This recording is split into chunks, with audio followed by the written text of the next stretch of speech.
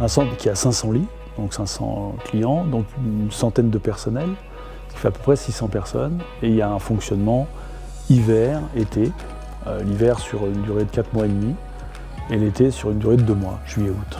Donc évidemment, consommation d'énergie qui est conséquente l'hiver et l'été aussi, puisqu'on a les activités d'été comme la piscine, et l'hiver évidemment tout ce qui est chauffage, etc., qui permet d'avoir un confort minimum pour des gens qui viennent faire une activité sportive essentiellement de neige. Donc la réflexion a été de choisir une chaudière à bois, et notamment une chaudière à granulés, ce qui est très performant en matière de production.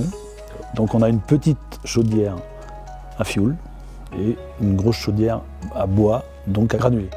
Le centre est équipé de 2 chaudières à bois granulés avec une alimentation automatique par une vis sans fin. Le silo a une capacité de 66 tonnes. La performance du chauffage, elle a été même surprenante parce que on avait une chaudière à fioul, on avait prévu que la chaudière à fioul c'était 20% du chauffage et la chaudière à granulés 80%. Et on s'est aperçu la première année de production que quasi elle se suffisait à elle-même.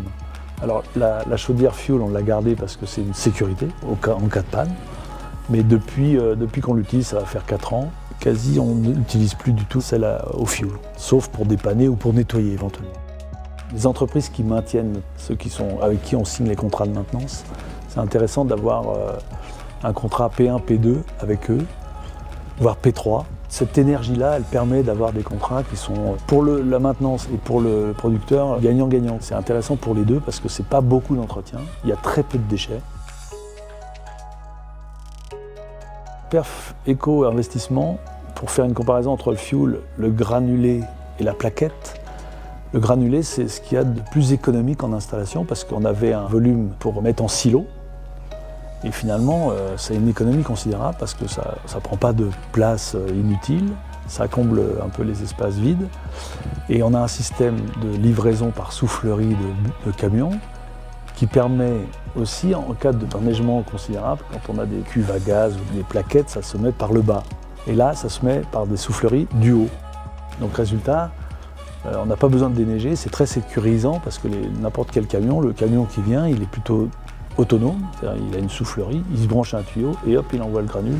Il n'y a besoin de rien, il n'y a même pas besoin d'être là. En matière de fonctionnement, d'autonomie de fonctionnement, d'économie de fonctionnement, c'est considérable. Ce qui est important de faire, c'est d'être formé au pilotage, parce que c'est tout informatique, et donc d'avoir un agent de maintenance qui soit au bon niveau, à la fois d'apprentissage et de pilotage de ces machines. Pourquoi le granulé? Parce qu'il y a moins de nuisances. Alors, il n'y a pas de nuisance sonore. Parce qu'une chaudière à fioul qui se met en route, ça remue un peu l'immeuble. Et des fois, ça gêne un peu le voisinage ou les clients d'ailleurs. Il n'y a pas de nuisance d'odeur, parce que le fioul, tout ça, des fois, ça sent mauvais, c'est très désagréable. Alors que là, pas du tout. La stabilité du combustible, elle est très importante pour la sécurité de chauffage, de fonctionnement et de maintenance. Ça, c'est très important et c'est un peu ce qui nous a fait choisir cette technologie.